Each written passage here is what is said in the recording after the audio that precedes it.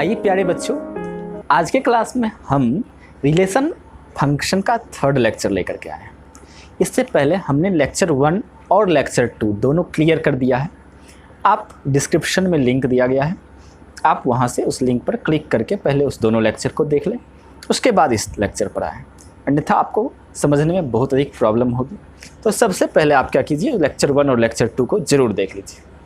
तो आइए बच्चों, आज के क्लास में जो हम स्टार्ट करेंगे वो है सिमेट्रिक रिलेशन। हम चल रहे थे टाइप्स ऑफ रिलेशन, हम प्रारंभ किए थे पिछले लेक्चर में।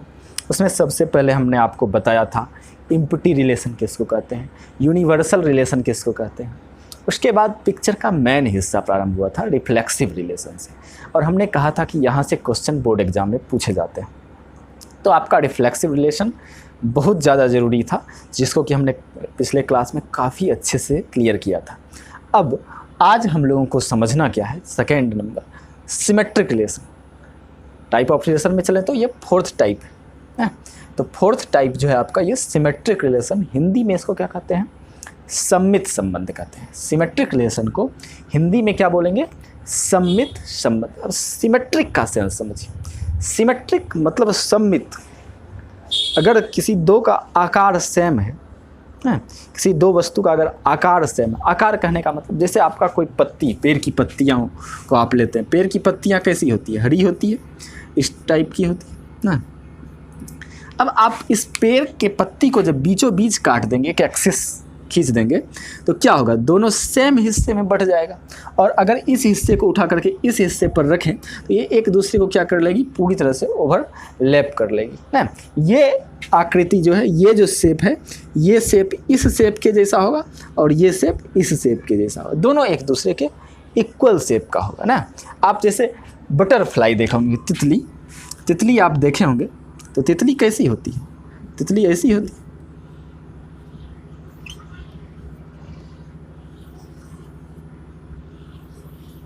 इस टाइप की तितली होती है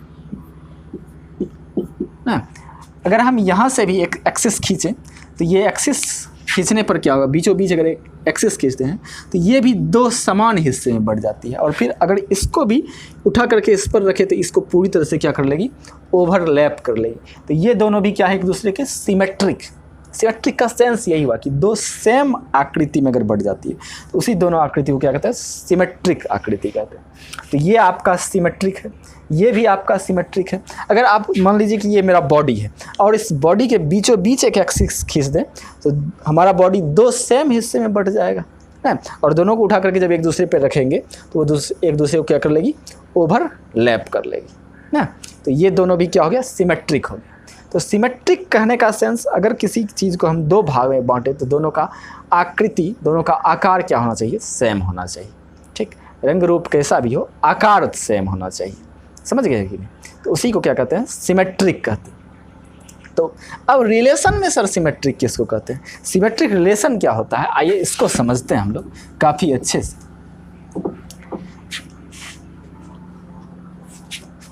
अगर कोई रिलेशन है वो सेट ए पर डिफाइंड है,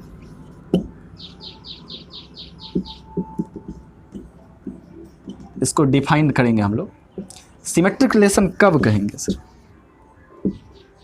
सिमेट्रिक रिलेशन इसको हम कहेंगे कब, कोई भी रिलेशन है वो सिमेट्रिक कब होगा, यदि सर इस सेट का कोई दो एलिमेंट A1 और A2 है, वो R में है, तो A2 और A1 को भी R में होना चाहिए, तभी आप इसको क्या कहेंगे, सिमेट्रिक रिलेशन कहेंगे। अच्छा, A1, A2 belongs to R लिखा, इसका मतलब क्या, A1 रिलेटेड है A2 से, A1 का संबंध A2 के साथ है, तो सर A2 का भी संबंध किससे होना चाहिए, A1 के साथ होना चाहिए। तब आप ऐसे रिलेशन को क्या कहेंगे, सिमेट्रिक रिलेशन कहेंगे। अभी आप पेड़ की पत्तियों को जब आप बांटे थे दो भाग में, तो लेफ्ट साइड वाला हिस्सा जो था वो राइट साइड के हिस्से के बराबर था, और राइट साइड वाला हिस्सा जो था वो लेफ्ट साइड वाले हिस्से के बराबर था। इसलिए ये दोनों पार्ट क्या था, सिमेट्रिक था। समझिए, तितलियों का जो पंख था लेफ्ट साइड वाला पंख राइट साइड के पंख के बराबर था और राइट साइड वाला पंख लेफ्ट साइड के पंख के बराबर था। इसीलिए वो दोनों एक दूसरे के क्या था, सिमेट्रिक था। हमारा जो बॉडी के बीचों बीच एक्सिस खींचेंगे वो जो दो भाग में बटेगा, दोनों एक दूसरे के क्या होगा, बराबर शेप का होगा। इसीलिए हम इस दोनों को क्या कहते हैं, सममित कहते हैं, सिमेट्रिक कहते हैं एक दूसरे के। ठीक, तो ठीक उसी तरह से रिलेशन भी है कि अगर दो एलिमेंट आपका A1 और A2 इस तरह से है कि A1 का संबंध A2 से है तो A2 का भी संबंध A1 से होना चाहिए। A1 का संबंध अगर A2 से है, जो संबंध है वही संबंध A2 का भी A1 से है, तो सर आप उसको क्या कहेंगे, सिमेट्रिक रिलेशन। तो हमने लिखा है a relation on set A is defined as symmetric relation if A1 A2 belongs to R implies A2 A1 belongs to R। जहाँ आपका A1 A2 जो है, A1 और A2 जो है ये किसका मेंबर है, A का, सेट A का एलिमेंट।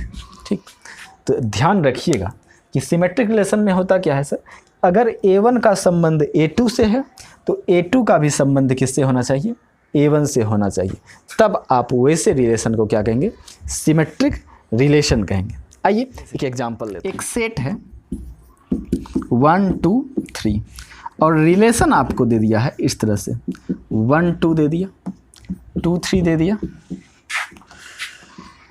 2 1 दे दिया, 3 2 दे दिया और 3 3 दे दिया। चलिए अब हमको पूछ रहा है इस रिलेशन में कि ज़रा बताइए, अभी जो आप सिमेट्रिक रिलेशन बताए तो ये सिमेट्रिक रिलेशन है कि नहीं है।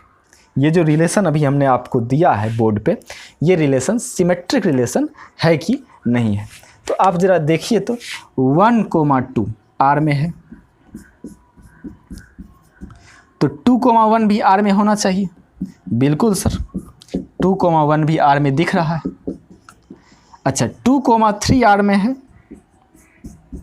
तो सर 3 2 भी R में होना चाहिए था। 3 2, यस सर 3 2 भी R में है। 3 2 भी आपका इस रिलेशन में है। तो हम देख रहे हैं सर कि अगर A B R में है तो B A भी R में है, यानी A का रिलेशन यदि B से है तो B का भी रिलेशन A से है। तो ये रिलेशन जो है आपका, ये रिलेशन क्या हो गया, सिमेट्रिक रिलेशन हो गया। ये आपका कौन सा रिलेशन हो गया, सिमेट्रिक रिलेशन हो गया। तो प्लीज़ आप स्क्रीनशॉट लीजिए, फिर हम आगे बढ़ते हैं। आइए बच्चे, अब उसी पर हम एक और एग्जांपल लेते हैं। ए आपका जैसे दे दिया है 1 2 3 और कोई रिलेशन है 1 2 2 1 2 3 2 2। अब आपको पूछेगा कि ज़रा बताओ तो भाई ये रिलेशन जो है वो सिमेट्रिक रिलेशन है कि नहीं है। तो आप देखेंगे कि सर 1 2, 1 का रिलेशन 2 से है, 1 का रिलेशन 2 से है, तो क्या 2 का रिलेशन 1 से है? बिल्कुल सर, ये भी है, 2 का रिलेशन 1 से है ना, 1 2 भी है, 2 1 भी है। अब ज़रा देखो तो 2 3, फिर देखिए 2 3, 2 का रिलेशन 3 से है, तो क्या सर 3 का रिलेशन 2 से है? 3 2 कहीं दिख रहा है इसमें? देखिए तो कहीं भी नहीं दिख रहा है, यानी 3 2 जो है वो आपके रिलेशन में नहीं है। 3 2 जो है वो आपके रिलेशन में नहीं, तो यहीं तो सर फेल कर गया है कंडीशन। तो 2 3 R में है, लेकिन सर 3 2 R में नहीं है, रिलेशन में नहीं है। 2 का रिलेशन 3 से है बट 3 का रिलेशन 2 से नहीं है। तो हम ऐसे रिलेशन को सिमेट्रिक रिलेशन नहीं कहेंगे, यहाँ लिख देंगे नोट सिमेट्रिक। क्या कह देंगे सर? Note symmetric. तो स्क्रीनशॉट ले लीजिए आप। आइए बच्चे, अब एक और एग्जांपल लेते हैं हम लोग। ये आपका है ए जो है वो पूर्णांक का समुच्चय दिया हुआ है, इंटीजर का सेट ना, सेट ऑफ इंटीजर दिया हुआ है। जेड से सेट ऑफ इंटीजर को इंडिकेट करते हैं। रिलेशन आपका डिफाइंड है x, y such that x minus y is an integer. x minus y क्या है आपका? एक पूर्णांक होना चाहिए। कहता है x का रिलेशन y से तब होगा जब x माइनस वाई क्या होगा, एक पूर्णांक होगा, इंटीजर होगा। तो चलिए कोई भी पूर्णांक उठा करके देख लीजिए, जैसे 2 और 3, क्या 2 माइनस 3 पूर्णांक आता है? 2 माइनस 3 -1 होता है। ये -1 क्या है सर, एक पूर्णांक है। तो सर 2 माइनस 3 चूँकि -1 है, जो एक क्या है, पूर्णांक है, इंटीजर है, इसलिए 2 का रिलेशन 3 से होगा। तो सर 3 का भी रिलेशन 2 से होना चाहिए। तो ज़रा देखते हैं 3,2। तो 3,2 3 माइनस 2 करके देखो, ये कितना आ गया, 1 आ गया। अब कौन तो कहता है सर बराबर नहीं आया, ये रिलेशन में तो होगा नहीं। भाई साहब यहाँ बराबर की बात नहीं बोल रहा है, यहाँ कर रहा है कि कोई भी आए लेकिन इंटीजर आए। तो 2 माइनस 3 भी इंटीजर आया, 2 माइनस 3 भी क्या आया, इंटीजर आ गया, और 3 माइनस 2 भी क्या आ गया, इंटीजर आ गया। तो दोनों से तो इंटीजर ही आया सर। तो जब 2 का रिलेशन 3 से है ही, तो 3 का भी रिलेशन 2 से होगा, क्योंकि 3 माइनस 2 भी क्या है, एक इंटीजर है। तो सर ये तो आपका सिमेट्रिक का कंडीशन दिख रहा है। तो ये आपका रिलेशन जो है सिमेट्रिक रिलेशन है, ठीक, क्योंकि 2,3 आर में है, तो 3,2 भी आर में है। तो ये बात याद रखिएगा कि अगर ए का रिलेशन बी से है, तो सिमेट्रिक होने के लिए, उस रिलेशन को सिमेट्रिक होने के लिए बी को भी ए से रिलेटेड होना पड़ेगा। समझे? चलिए बच्चे, अब एक और एग्जांपल लेते हैं हम। ये आपका ए है, एक सेट, और ये आपका रिलेशन आर है। अब हमको बताना है क्या सर ये रिलेशन सिमेट्रिक है कि नहीं है। देखिए एग्जांपल हम आपको करा रहे हैं, एक एक एग्जांपल आपको समझ में आना चाहिए। अब देखिए, तो एक्स वाई कहता है एक्स का रिलेशन वाई से तब होगा जब वाई जो है ना सर, वो एक्स से क्या होगा, डिविजिबल होगा। वाई क्या होना चाहिए, एक्स से डिविजिबल यानी विभाजित होना चाहिए, पूरा पूरा। चलिए अब जरा देखो, तो अगर हम 1 2 ले लें, तो 1 2 तो आर में है सर, एक्स के जगह पे 1, वाई के जगह पे 2। यहाँ आपका वाई एक्स से डिविजिबल है, 2 क्या है, 1 से डिविजिबल होता है। 2 में 1 से भाग दोगे तो आराम से लग जाएगा। लेकिन क्या 2 1 से रिलेटेड है, 2 1 से रिलेटेड है, नहीं है। क्यों सर? क्योंकि कहता है y is divisible by x, y को x से क्या होना चाहिए, डिविजिबल होना चाहिए। लेकिन सर यहाँ तो y के जगह पे 1 है, 1 जो है वो 2 से डिविजिबल है नहीं। 1 में कभी 2 से डिवाइड किया जा सकता है क्या? कभी नहीं किया जा सकता है। तो चूँकि यहाँ y x से डिविजिबल नहीं है, इसीलिए ये r में होगा ही नहीं। तो सर हम यहाँ देख पा रहे हैं कि 1 का रिलेशन 2 से है, लेकिन 2 का रिलेशन 1 से नहीं है। 2 का रिलेशन 1 से नहीं है, तो ये किसका कंडीशन है? ये तो सिमेट्रिक नहीं है सर, नॉट सिमेट्रिक का कंडीशन हो जाएगा। ये रिलेशन आपका सिमेट्रिक रिलेशन नहीं है। तो आई होप कि आप समझे होंगे। तो प्लीज़ आप इसको पहले नोट कर लीजिए, फिर हम लोग चलते हैं ट्रांजिटिव रिलेशन पे। ट्रांजिटिव रिलेशन को हिंदी में क्या कहते हैं? संक्रामक संबंध। संक्रामक शब्द से आप पहले से परिचित हैं। एक दूसरे में संक्रमण कैसे होता है? संक्रामक रोग पढ़े होंगे आप लोग। संक्रमण कैसे होता है कि सर ये आदमी है, फिर यहाँ भी एक आदमी है, यहाँ भी एक आदमी है, यहाँ भी एक आदमी। अब अगर इस आदमी को मान लीजिए कोरोना है, ठीक, तो अगर ये आदमी इस आदमी के कांटेक्ट में आएगा तो इसको भी कोरोना रोग हो जाएगा। अब ये आदमी इस आदमी के कांटेक्ट में आ गया तो ये भी कोरोना से पीड़ित हो जाएगा। अब बताइए कोरोना सबसे पहले किसको हुआ था? इसको हुआ था। ये आदमी इसके कांटेक्ट में तो आया नहीं ना आया। ये आदमी किसके कांटेक्ट में आया? इसके कांटेक्ट में आया, लेकिन फिर भी इसको भी वही रोग हो गया जो रोग इसको था।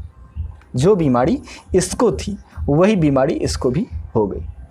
यानी अगर इसको हम ए कह दें, इसको बी कह दें, इसको सी कह दें, तो अगर ए का रिलेशन बी से है और बी का रिलेशन सी से है, अगर ए ने अपना रिलेशन बी से बना लिया और बी ने अपना रिलेशन सी से बना लिया, तो ए का भी रिलेशन सी से होना चाहिए। तब आप उस रिलेशन को क्या कहेंगे, ट्रांजिटिव रिलेशन कहेंगे।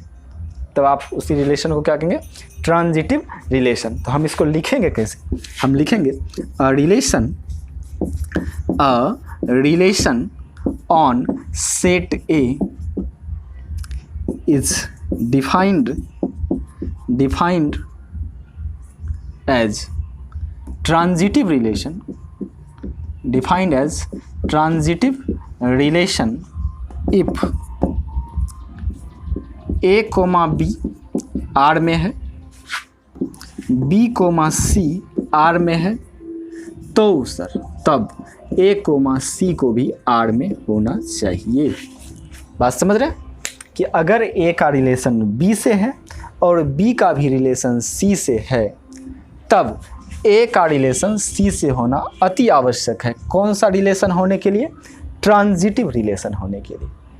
तो बात समझ रहे हैं कि किसी भी रिलेशन को हम ट्रांजिटिव रिलेशन कब कहेंगे, जब सर a का, जैसे आपका ये a है, ये आपका b है और ये आपका c है।